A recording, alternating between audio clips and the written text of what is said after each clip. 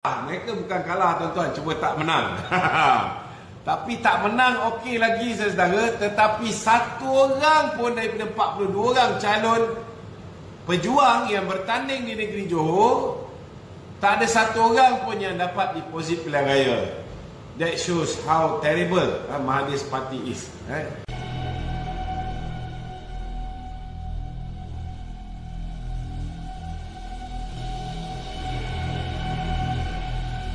Kita difahamkan Tun Dr. Mahathir ada lagi tuan-tuan, masih lagi bernyawa waktu ni.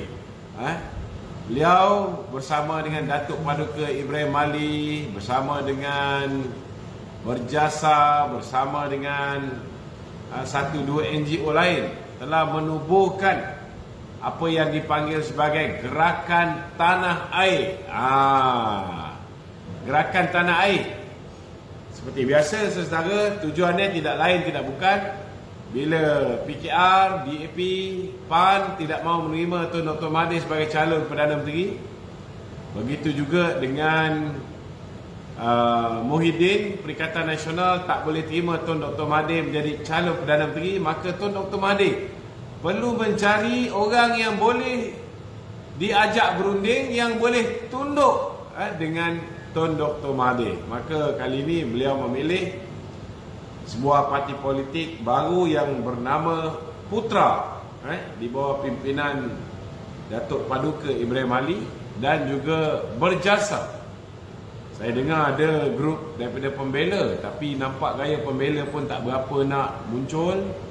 Kemudian kita ada grup daripada, dikabarkan PPIM juga dipujuk untuk bersama. Alhamdulillah PPIM pun tidak muncul di dalam majlis Tun Dr. Mahathir. Jadi hari ini saya nampaknya beberapa orang sajalah.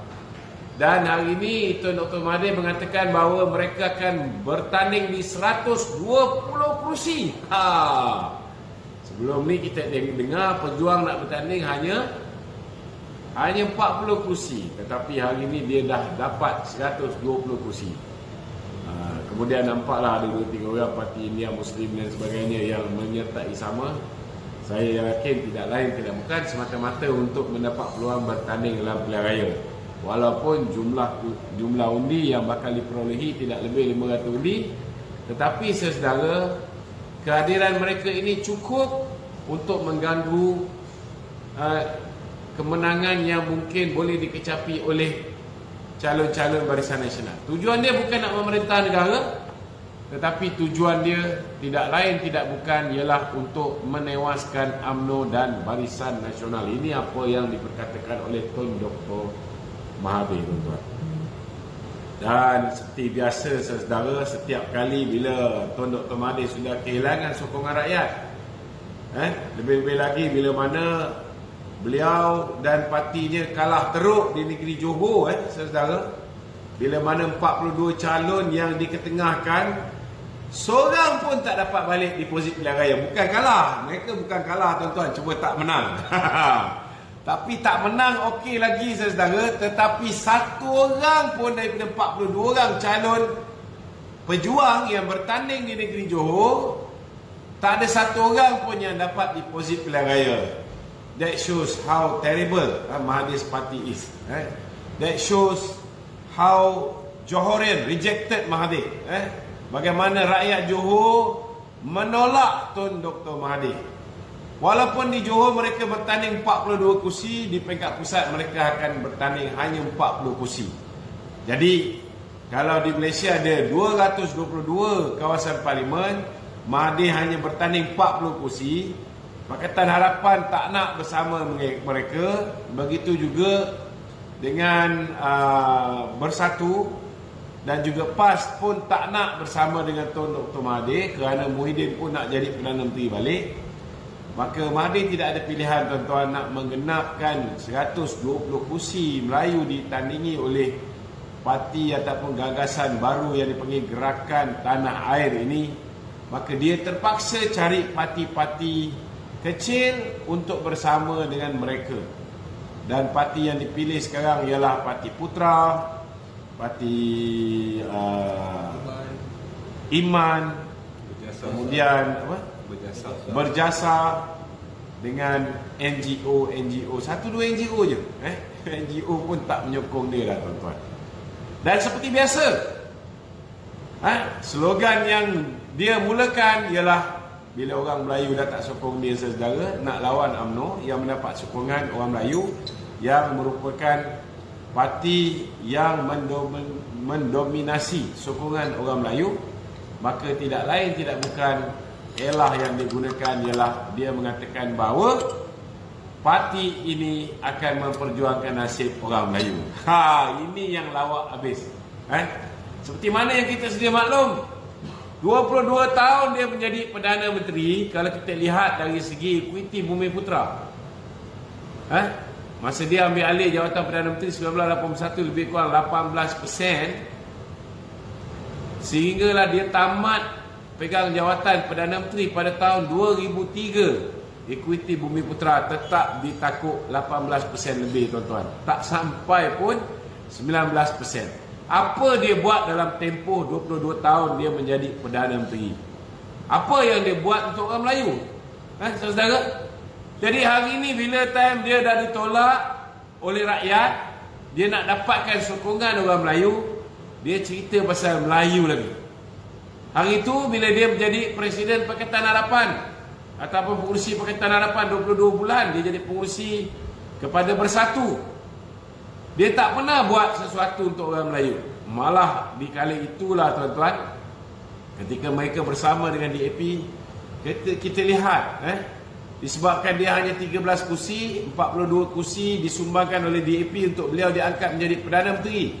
Walaupun parti PKR ada 49 kursi, dia diangkat menjadi Perdana Menteri oleh DAP dengan tujuan tidak lain tidak bukan supaya apa saja kehendak DAP terpaksa dia ikuti.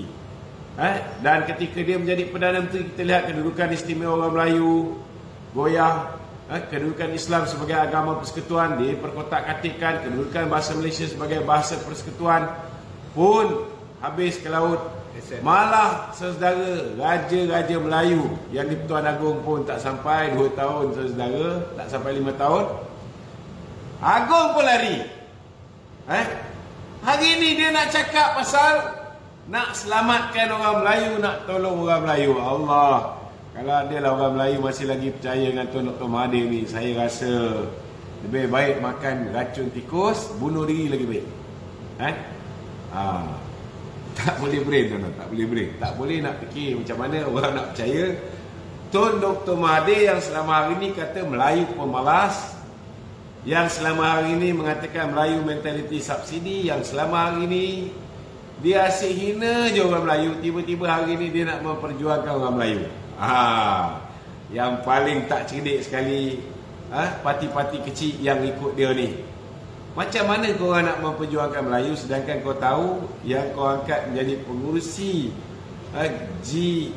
GTA ini, GTA ni macam-macam lah. Ada orang kata gerakan tak ada akal, ada juga. Gerakan terakhir atuk, ada juga. Apa lagi GTA? Macam-macam, macam-macam orang bagi tafsiran terhadap GTA ni.